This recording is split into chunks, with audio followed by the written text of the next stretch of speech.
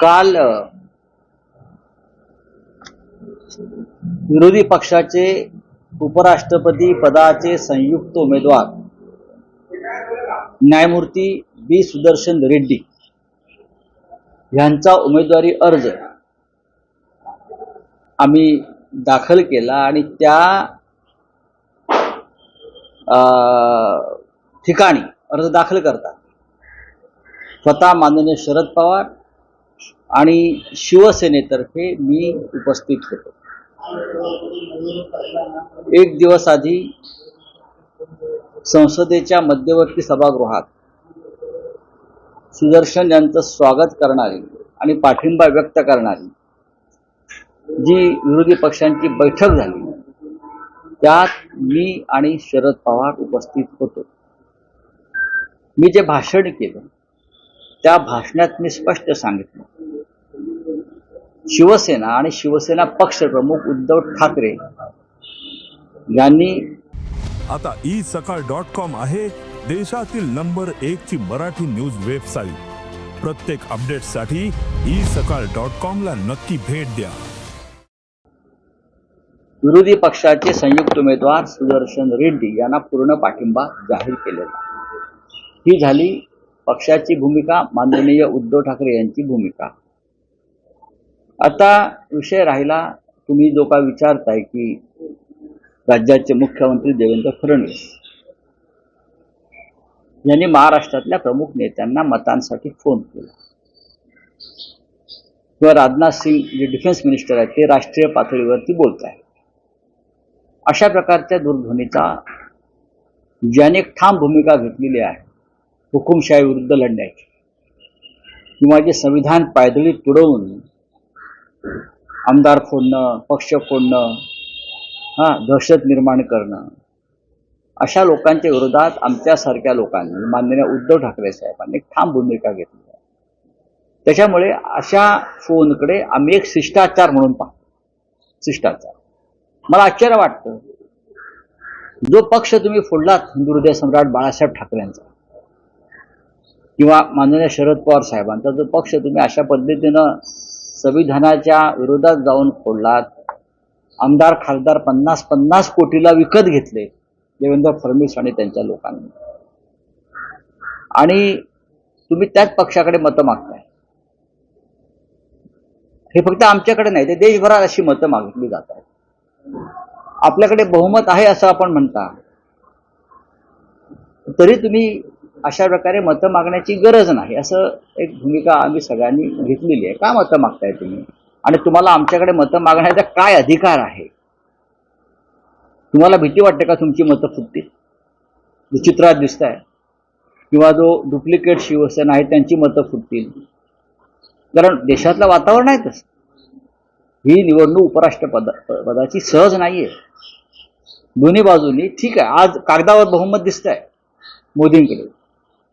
मोदींकडे बहुमत दिसतंय, पण आंध्रचे उमेदवार असल्यामुळे तेलंगणा आणि आंध्रमध्ये एक अस्वस्थता आहे। ज्या पद्धतीनं आम्ही प्रतिभाताई पाटील राष्ट्रपती असताना, आम्ही एनडीए मध्ये असताना सुद्धा एक मराठी भूमिकन्या म्हणून प्रतिभाताई पाटलांना हिंदू हृदय सम्राट शिवसेना प्रमुख बाळासाहेब ठाकरे यांनी पाठिंबा दिला होता। अशा प्रकारची भूमिका आंध्र आणि तेलंगणाचे खासदार घेतील का अशी भीती या लोकांना वाटते। आणि शिवाय जे वातावरण राहुल गांधींनी देशात निर्माण केलेलं आहे, बिहार असेल, अन्य काही जागातलं असेल, क्रॉस शूटिंग व्हायची शक्यता आहे ना।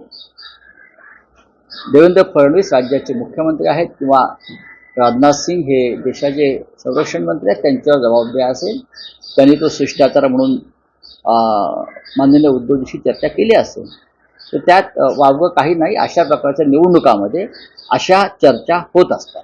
पण राऊत साहेब, त्यात असं आहे की एनडीए मध्ये तुम्ही घटक पक्ष असताना प्रतिभाताई पाटील किंवा मग प्रणव मुखर्जी यांच्या वेळेस बाळासाहेबांनी एक वेगळी भूमिका घेतली।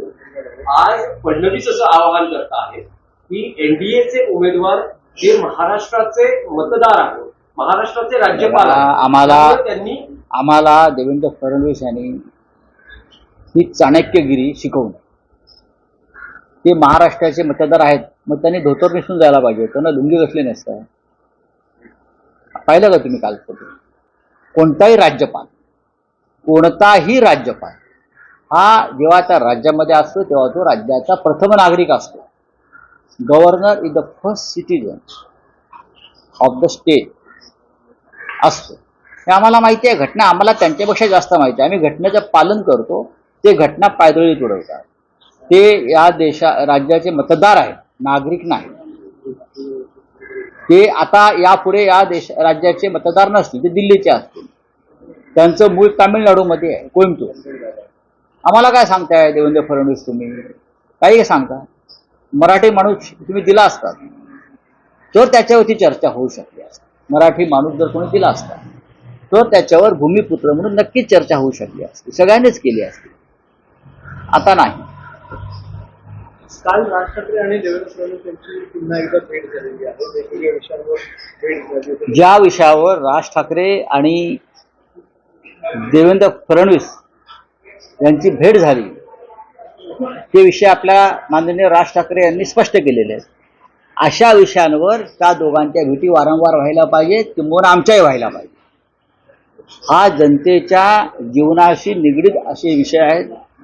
मुंबईवरती आदळणारे लोंढे, मुंबईवरती होणारं परप्रांतीयांचं आक्रमण, मुंबईत सुरू असलेली एका समाजाची कबूतरबाजी, हे विषय मुंबईसारख्या शहराच्या आरोग्याशी, समाज जीवनाशी संबंधित आहेत. त्याच्यामुळे मी राज ठाकरे यांनी हे विषय मुख्यमंत्र्यांपुढे मांडले, त्याचं आम्ही स्वागत करतो. नाही, पण राऊत साहेब त्यांनी जे विषय मांडले, पण दोन महाराष्ट्राचे मोठे नेते आहेत, राजकारणावर तर चर्चा होणं अपेक्षित आहे. झाली असेल ना. जेव्हा उद्धव ठाकरे आणि राज ठाकरे एकत्र येण्याच्या चर्चा किंवा तसे संकेत मिळत असताना फडणवीस आणि राज ठाकरे यांनीही भेटणं, मग काय झालं? त्यामध्ये काही राजकीय ते चर्चा? राज्याचे मुख्यमंत्री आहेत. देवेंद्र फडणवीस हे या राज्याचे मुख्यमंत्री आहेत. ते भाजपमधल्या एका गटाचे मुख्यमंत्री नाही आहेत. भाजपमध्ये गट खूप आहेत. ते भाजपमधल्या एका गटाचे मुख्यमंत्री नाही आहेत ना. ते या महाराष्ट्र राज्याचे मुख्यमंत्री आहेत.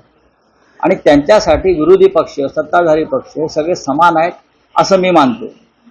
आणि राज ठाकरे हे एका राजकीय पक्षाचे प्रमुख आहेत आणि ते त्यांना त्यांचे विषय घेऊन भेटले असतील. उद्या आम्हाला असं वाटलं की काही महत्त्वाच्या विषयावर ते आम्हाला भेटलं पाहिजे मुख्यमंत्र्यांना या महाराष्ट्राच्या. ती व्यक्ती नसून मुख्यमंत्री ही एक इन्स्टिट्यूट आहे, संस्था आहे, आणि त्यांना आम्ही भेटणं गरजेचं आहे. आणखी एक देशातला मोठा विषय जो आंतरराष्ट्रीय स्तरामध्ये घालू शकतो तो म्हणजे भारत पाकिस्तान सामना. 14 सप्टेंबरला आशिया चषक आहे, त्यात भारत विरुद्ध पाकिस्तान हा सामना होतोय. आणि आज सामनामध्येही ज्या पद्धतीनं बातमी आलेली आहे, पंतप्रधान मोदींनी म्हटलं होतं की रक्त आणि पाणी हे एकत्र सिंधू जल होऊ शकत नाही. पण आता अमित शहाचे पुत्र हे क्रिकेटचे सूत्रधार असल्यामुळे आणि त्याच्यामध्ये बिटिंग पासून चिटिंग पर्यंत सगळे खेळ असल्यामुळे पैशांचे, क्रिकेट आणि रक्त हे मैदानावर तुम्हाला एकत्र दिसेल. हे ढोंग आहे. भारतीय जनता पक्षाने त्यांच्या सरकारचं हिंदुत्व आणि राष्ट्रभक्तीचं ढोंग या क्रिकेटच्या सामन्यामध्ये उघडं पडलेलं आहे. हे सामने जर महाराष्ट्रात किंवा देशात झाले असते तर आमच्या शिवसेनेने ते उधळून लावले असते. बाळासाहेब ठाकरेंची भूमिका होती.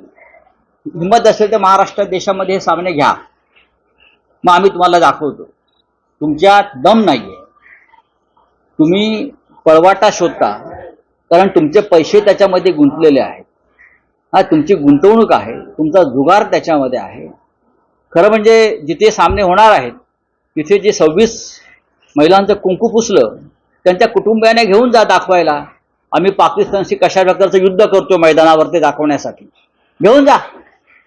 ज्या ऑपरेशन सिंदूरचं कौतुक काही महिला करत होत्या, ज्यांनी आपले पती गमावले, भाऊ गमावले, त्यांच्या भूमिका याच्यामध्ये येणं गरजेचं आहे.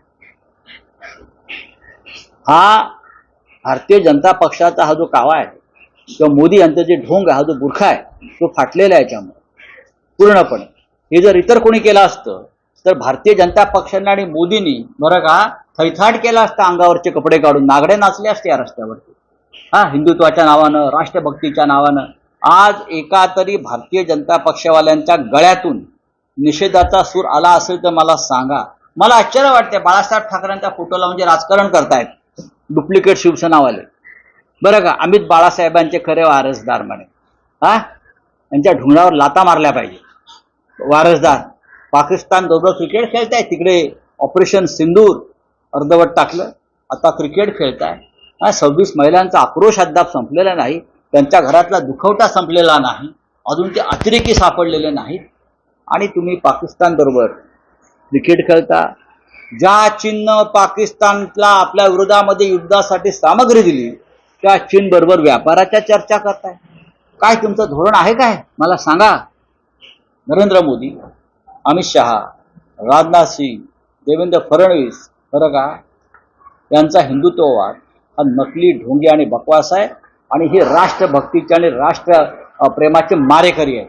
नाही, पण सरकार किंवा देशाचा क्रीडा विभाग यावर असा खुलासा करतो की अरे त्यांच्या खुलासाला विचारते वाटतं की आंतरराष्ट्रीय स्तरावरचे काही काही बंधनं किंवा काही नियम असतात. त्याच्यावरती राष्ट्रभक्ती आणि हिंदुत्व आहे ना. तसले नियम क्रिकेट खेळू नका का उपाशी मरणार आहात.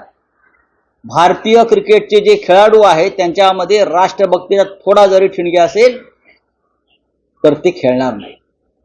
पण हे सगळे मोदीच्या, अमित शहाच्या दबावाखाली क्रिकेट खेळतात पाकिस्तान बरोबर.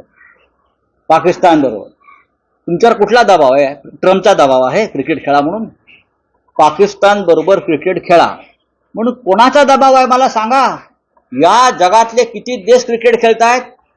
या देशातले 13 किंवा 14 देशच क्रिकेट खेळतायत, आणि या भूमीवर 160 देश आहेत. अमेरिका क्रिकेट खेळताय, रशिया क्रिकेट खेळताय. मला सांगा, ब्रिटिशांचा खेळ आहे. तुम्ही हिंदुत्ववादी आहात ना, तुमच्यावर दबाव कोणाचा आहे मला सांगा. आम्हाला सांगा ना. भारतामध्ये जर हा सामना झाला असता तर शिवसेनेनं हा सामना उधळून लावला असता. आमची ती परंपरा आहे. आता तुमचे ते गाडीवाले आहेत ना, त्यांचा पक्ष शिवसेना म्हणून मिरवत आहेत, त्यांची भूमिका काय? विचारा जाऊन त्यांना काय भूमिका आहे त्यांची. चलिए बोलिए. सर एक प्रश्न आहे. आज एबीपी माझं कॅम्पेन आहे की पाण्यातून कोणाचं एबीपी माझं कॅम्पेन आहे, पाण्यातून मुंबईचं धार म्हणजे पण खड्ड्यात अडकलेले आहे. संपूर्ण मुंबईमध्ये, मुंबईच्या आसपास सगळ्या शहरामध्ये दावा केला जात होता की सिमेंटचे रस्ते आम्ही करतो आहोत. 400 कोटींचं कॉन्ट्रॅक्ट दिलेलं आहे आणि सगळे रस्ते आम्ही सिमेंटचे. पण आता पुन्हा एकदा मुंबईचे सगळे रस्ते डांबराचे रस्ते यासाठी केले जातात, ते पावसात वाहून जावेत यासाठीच त्याची रचना असते. कारण नवीन टेंडर, नवीन कमिशन, नवीन बजेट, सिमेंटच्या रस्त्यामध्ये तुम्हाला पैसे खाण्यास वाव कमी असतो. हा भ्रष्टाचार. डांबराचे रस्ते, रेती, वाळू बरं का, हा एक या राज्यातला आणि देशातला सगळ्यात मोठा भ्रष्टाचार आहे. काल माझ्या माहितीप्रमाणे राज ठाकरे यांनी हाच विषय मुख्यमंत्र्यांकडे मांडलेला आहे. रावसाहेब, आणखी एक विषय होता की अजित पवार असं म्हणाले की विधानसभा निवडणुकीच्या निकालांवेळी मवियातील तिन्ही पक्षांनी सीएम होण्याचं स्वप्न बघितलं होतं आणि 3 पक्षांनी हॉटेल्स, विमानं बुक केली होती. आम्ही एकत्रच होतो, पण तिन्ही पक्षाचं म्हणण्यापेक्षा शिवसेना वगळून 2 पक्षाचं पक्का एकमत होतं. काँग्रेस आणि राष्ट्रवादी कोणत्याही परिस्थितीमध्ये एकनाथ शिंदे यांना मुख्यमंत्री आम्ही होऊ देणार नाही, त्यांच्या नेतृत्वाखाली काम करणार नाही. अपरिपक्व आणि कनिष्ठ नेतृत्व, ज्युनियर लिडरशिप असं त्यांचं म्हणणं. एवढं मी सांगतो. चला बोलिये. प्रधानमंत्री नरेंद्र मोदी गया है, आज गया है और नीतीश कुमार के राजनीतिक करियर और उनकी पार्टी का पिंडदान करने आ गए हैं, असं आरजेडीचे लालू है. बरोबर बोलले आहेत. उसने जो कहा है लालू जी ने, उसमें गलत क्या है? पिंडदान जो है वो एक हिंदुत्व का एक प्रक्रिया है, और जिस तरह से नीतीश कुमार को खत्म करने की कोशिश भारतीय जनता पार्टी ने शुरू की है, अब नीतीश कुमार को बीजेपी मुख्यमंत्री नहीं बनने देगी और बीजेपी भी मुख्यमंत्री नहीं बना सकेगी. तो उनकी पार्टी का पिंडदान करने ही तो आज मोदी जा रहे हैं ना. मीन जनता दल यूनाइटेड पार्टी को मोदी जी ने खत्म कर दिया है. उन्हें पूरे मुंबई में सिर्फ गड्ढे ही दिखाई देते, उनका पूरा राज्य ही गड्ढा है, ऐसा कहा है राज ठाकरे जी ने कल. ये सच है. पूरे मुंबई नहीं, पूरे राज्य में। इसलिए एक तो कहाँ भी लोकल बॉडीज का चुनाव नहीं हुआ है, वहाँ किसी का शासन नहीं है। जो हमारे मंत्री है एकनाथ शिंदे, तो उनका विभाग है, वहाँ से भ्रष्टाचार चलता है। सीमेंट के रास्ते बनाने की बात ये लोगों ने की थी, लेकिन अगर सीमेंट से रास्ते बनते हैं तो सालों साल उसकी मरम्मत नहीं करनी पड़ती, वो टिकते हैं। वहाँ पैसा और भ्रष्टाचार कम हो जाता है। लेकिन जो डांबर है, जिसे डांबर बोलते हैं या वाड़ू बोलते हैं, उनके रास्ते बनते हैं तो हर बारिश में बह जाते हैं। फिर नया टेंडर आता है, नया ठेकेदार आता है, उसे नया कमीशन मिलता है। तो ये सिलसिला रखने के लिए ये गड्ढे खड्डे सब बनाए जाते हैं। राव साहब, उपराष्ट्रपति पद के चुनाव में एनडीए ने महाराष्ट्र के मुख्यमंत्री देवेंद्र फडणवीस जी को समन्वय घोषित किया है और फडणवीस जी ने शरद पवार हो, उद्धव ठाकरे हो, ऐसे महाराष्ट्र के बड़े नेताओं को फोन किए। वो चाहते हैं कि इन पार्टियों का समर्थन मिले, क्योंकि उनको लगता है कि उनके समर्थक जो लोग हैं, वोटर्स हैं, वो क्रॉस वोटिंग कर सकते हैं। एक डर उनके मन में है, खास करके तेलंगाना, आंध्र प्रदेश, बिहार, तो ये कोई बैलेंस करना चाहते हैं।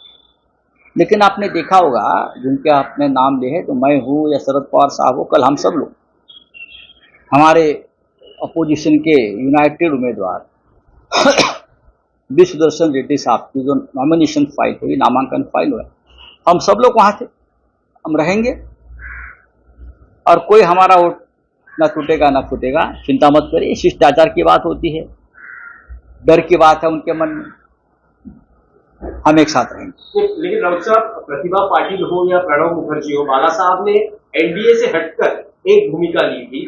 फडणवीस भी कहते हैं कि सीपी राधाकृष्णन ये महाराष्ट्र के राज्यपाल रह चुके हैं, वो महाराष्ट्र के मतदाता रह चुके हैं, इसीलिए वो रह चुके हैं। कोई भी गवर्नर उस राज्य के मतदाता सूची में आता है, कोई भी गवर्नर किसी भी राज्य में। द्रौपदी मुर्मू जी झारखंड में राज्यपाल थी, तो वहां की वो मतदार सूची में नाम था। सीपी राधाकृष्णन झारखंड में जब थे राज्यपाल, तो उनका नाम वहां के मतदार सूची में था। उसने नई बात क्या बता रहे देवेंद्र जी? वो भूमिपुत्र नहीं है, वो तमिलनाडु कोयम्बटूर के नागरिक है, वहां ही जाएंगे वापस। ठीक है, चलो। एक क्रिकेट से जुड़ा सवाल है कि 14 सितंबर को भारत बनाम पाकिस्तान ये मैच एशिया कप में खेला जाएगा। शिवसेना उद्धव बाला साहब ठाकरे पार्टी की क्या भूमिका है? पार्टी की भूमिका हमारी नहीं है, हमारी भूमिका तो स्पष्ट है। टेररिज्म और क्रिकेट एक साथ नहीं हो सकता। टेररिज्म, और जब ये बात हुई है तो हमने, चाहे दिल्ली हो चाहे मुंबई में हो, हमने वो जो स्टेडियम के पिच उखाड़ दिए। अगर अभी इस प्रकार का पाकिस्तान के साथ क्रिकेट का मैच इंडिया में होता है, ये करने की हिम्मत रखेंगे महाराष्ट्र में या देश में, तो हमारी भूमिका वही रहेगी। हम अंदर घुस जाएंगे स्टेडियम में, हमारे शिवसेना, और मैच होने नहीं देंगे। अब ये कहाँ कर रहे हैं? देश के बाहर कर रहे हैं, पाकिस्तान के साथ, दुबई में कर रहे हैं। क्रिकेट का मुखिया कौन है देश में? अमित शाह और उनका बेटा है। सबसे ज्यादा बेटिंग चीटिंग ऑनलाइन कहाँ चलती है? क्रिकेट में चलती है। तो ये पैसे का, गैम्बलिंग का खेल दुबई में बीजेपी सरकार कर रही है, सब उनका पैसा वहां इन्वेस्ट है। हमारी आक्रोश महिलाओं का, जिनका सिंदूर उजाड़ गया, वो अब तक खत्म नहीं हुआ, और आप उनसे क्रिकेट खेल रहे। आपने कहा था पानी और खून एक साथ नहीं बहेगा, तो पानी और क्रिकेट एक साथ चलेगा? मोदी जी, शर्म आनी चाहिए भारतीय जनता पार्टी को। अब तक धिक्कार का एक सुर नहीं निकला है। अगर ये और किसी की सरकार होती और क्रिकेट खेल जाते, तो ये सब लोग बीजेपी के सड़क पर आकर नंगे नाचते हमारे खिलाफ। महाराष्ट्र में शिवसेना के नाम पर जिसने धब्बा लगाया है, ये शिंदे बिंदे जो लोग हैं, बाला साहब का फोटो लगाते हैं, उनकी भूमिका क्या है बताइए? अगर ये मैच महाराष्ट्र में और देश में होता तो हम ये मैच होने नहीं देते, ये उनको डर है। हम असली शिवसेना की ये भूमिका हमेशा रहेगी। डुप्लीकेट वाले जो करना वो कर लीजिए। भारतीय जनता पार्टी भी डुप्लीकेट बन गई है। एक जमाने में उमा भारती से लेकर सबकी यही राय थी कि पाकिस्तान के साथ क्रिकेट नहीं होना चाहिए। अब ये करने जा रहे हैं। कहाँ है मोदी जी का हिंदुत्व? कहा है अमित शाह जी का हिंदुत्व, कहा है राजनाथ सिंह जी का हिंदुत्व और राष्ट्रवाद, ये बोगस है सब। चलिए, थैंक यू। देश विदेशातील प्रत्येक घडामोडींचे लाईव्ह अपडेट मिळवण्यासाठी आता साम टीव्हीच्या सर्व सोशल मीडिया प्लॅटफॉर्मला लाईक, फॉलो आणि सबस्क्राईब करा। तसंच सर्व नोटिफिकेशनसाठी बेल आयकॉन प्रेस करायला विसरू नका।